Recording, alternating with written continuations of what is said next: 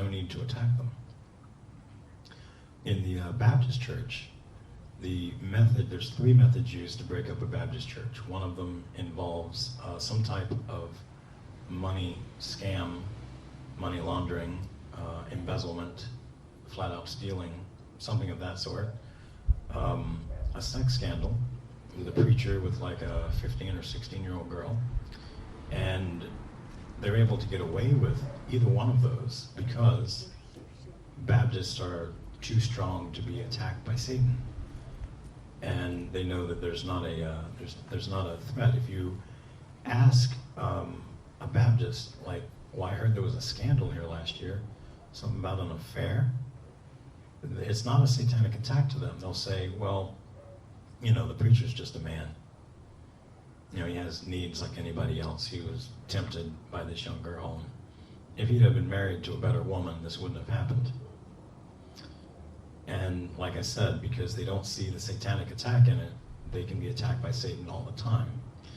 Our group, we used gossip. I know, again, somebody in here might be saying, gossip's not that bad. I gossip about somebody every once in a while. You too need to go to confession, because that's a mortal sin. We go into a Baptist church. We've already studied them. We know what they're about. We know all their flaws. Now we just go in and exploit them. I go in, or some member of my team goes in, and we present ourselves as something we're not. And you want to join a committee. All Baptist churches are run by committee. And I say they have committees for everything. If you want to have a certain type of pew in the church, change out the pews they have, there's a committee for that. There's a committee for the maintenance, for the yard, for the maintenance of the building, for the finance committee and the youth committee and the music committee. So they have 3 committees that are more important than any other. And I know you're thinking, I said youth committee. Well, that's not it. And I said finance committee. That's not it. So what else could be more important than either one of those? Choir robes, carpet, drapes. Yes, you heard those correctly. The 3 most frivolous committees anywhere else are the most important to the Baptist church. Once you get onto a committee, it's a voted position. Once you get on, you pretty much have to die for somebody to move up. So it's like a coveted position. When you come in representing yourself as something else, though, you look like you're a multimillionaire. When you've got 15 hot cars in a 14-car garage and you're complaining that you're either going to have to tear down your garage and rebuild or build another section onto this one because you don't have enough. And you've got a huge house that you couldn't possibly fill with stuff, but you managed to. And as I said, they think you're power and prestige, and that's what they want. And they make you a member, like an honorary member of the committee. And, I can't say that every single Baptist church does that because I didn't break up all of them, but I broke up 120 in a row. And so you come in, you take out, say, the president, and you learn how he says stuff, nuances, the way he tilts his head, phrases that he might say. He'll say something, then he'll end it with, it's all good. So then you talk to the vice president, and you tell him something, but you tell him that I'm telling you this in confidence. I'm brand new here, I don't want to start any trouble, but this is what the president said about you. And then he ended it with, but it's all good. So he knows most likely you're telling the truth, because you said it the same way the president would say it.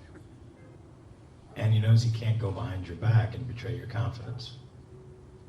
Now, what actually happens is that I lie to him, I go back to the president, I lie to him. Eventually, I pull like every member of the committee into this lie. And then once I've got everybody on, pretty much everybody's pitted against everybody else, I then go to the preacher. Now, my first spiritual director, Father Anthony Gramlich, used to say that the devil is 99% truth and 1% lie. It's that 1% that's what gets you. So I went to the preacher and I was 99% truth. I told him about every conversation, everything I said and everything that everybody else said. The 1% lie that I left out was that, oh wait, by the way, I'm a Satanist here to break up your church. So, leaving that part out, he then goes behind my back and talks to everybody. Did you say this? Did you say this about the president or the vice president or about Zach or about any of these other people? They really are basically an honest group. They won't lie. And everybody tells him the truth, and now he knows that everybody is having some kind of issue, and the guy that's still the good guy here is me. Obviously, I didn't lie to anybody. So, and here's what, remember that we're trying to split the church, but that's not the goal. That's the ultimate goal, but it's not the immediate goal. We usually go to the president at that time, and he'll say, do you think you could be the bigger man and step down? That would probably end this whole problem. And the president knows at this point.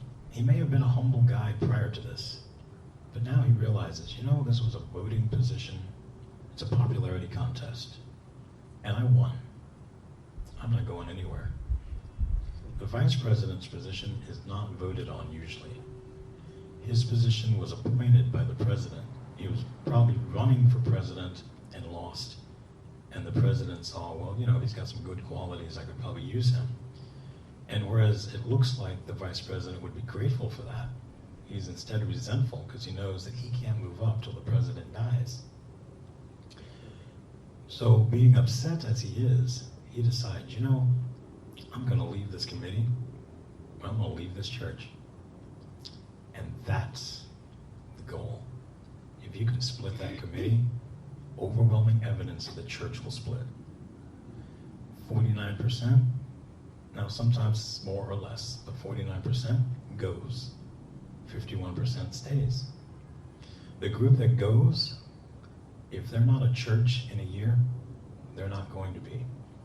Some of those people will be reabsorbed back into the original church. Some will join churches around town, and a bunch will just have a sour taste of religion in their mouth and never go anywhere. And Satan's goal is accomplished. Now, the original church is never going to grow above what it is because there's a scandal attached to it. So no new blood will come there. And in the end, I transfer to another church because, well, this church had a scandal that I don't want to be attached to. And I don't want this to negatively affect my upbringing, my religious, beliefs or whatever lie that I tell the preacher. And I move on. Now, usually the church that I move to, I don't split. And I don't need a trail of destroyed churches in my wake. Somebody would figure that out. So a lot of times I would even get what's called moving your letter. You get a letter of reference from one preacher so you can go to another one and join his church. So you're the good guy. You're always the good guy there. So going about that, I committed 146 abortions.